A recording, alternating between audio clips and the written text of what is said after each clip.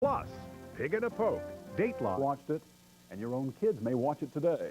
But when it was canceled 25 years ago, no one imagined that an offbeat NBC drama about intergalactic explorers would become the most successful program in syndicated history, launching a vast business empire and a kind of cult following.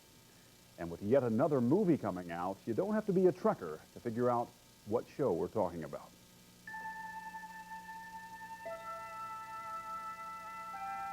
Space, the final frontier. These are the voyages of the Starship Enterprise. Its 5-year mission. In 1969, Star Trek's 5-year mission was aborted by the most terrifying life form in the galaxy, a network programming executive. It was a devastating blow to the actor who'd made the show his own. The cancellation has happened. Life is at an end. Well, not quite. With 79 episodes of Star Trek airing around the world in syndication, What about your phaser, Captain? the cancellation phaser was set on stun, not kill. I have been in the furthest reaches of the Caspian Sea.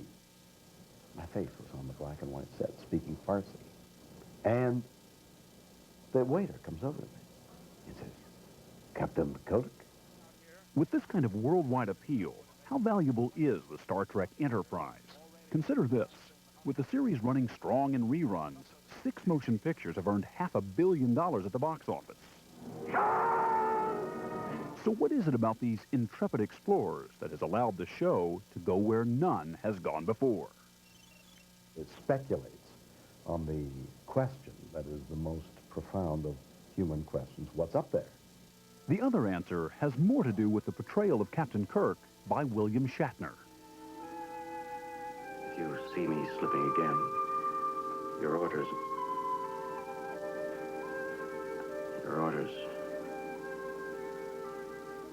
ought to tell me. Shatner's depiction of Kirk has affected a generation of performers, like actor and stand-up comic Kevin Pollak. Captain Kirk, of course, suffers from pausnia. That's where you pause for no reason. You think it's for no reason, but actually there's a great reason. That is to create tension within the moment. You think you know where he's going, and suddenly, I remember on Radio 4, we were trapped. So while he's contemplating in the pause, you get to contemplate with him. What was he? Oh, trapped. Okay. There's always a moment where Kirk is in complete and utter pain. Now, in the script, it just says Kirk gets zapped.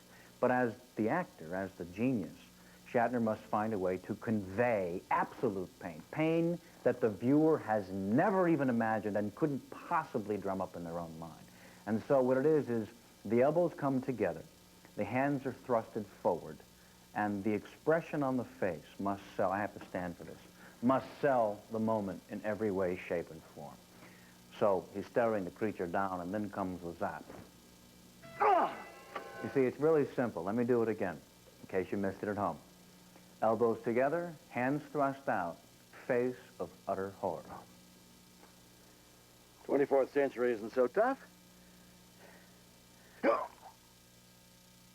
The Star Trek log added another entry with the release of the latest film, Star Trek Generations, which teams Captains James T. Kirk and Jean-Luc Picard in a struggle, not surprisingly, to save the galaxy.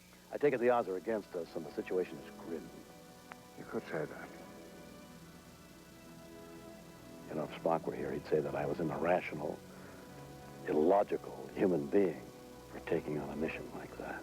It marks the passing of the phaser from one era to another. Sounds like fun. Captain Kirk and Star Trek part here rather permanently. But even with William Shatner beaming off the Enterprise for the last time, the Star Trek mission continues moving at warp speed and should live long and prosper. Warp 1, engage! By the way, next month, William Shatner and Patrick Stewart will hold a conference call with 12,000 Star Trek fans. It'll be the biggest party line in history.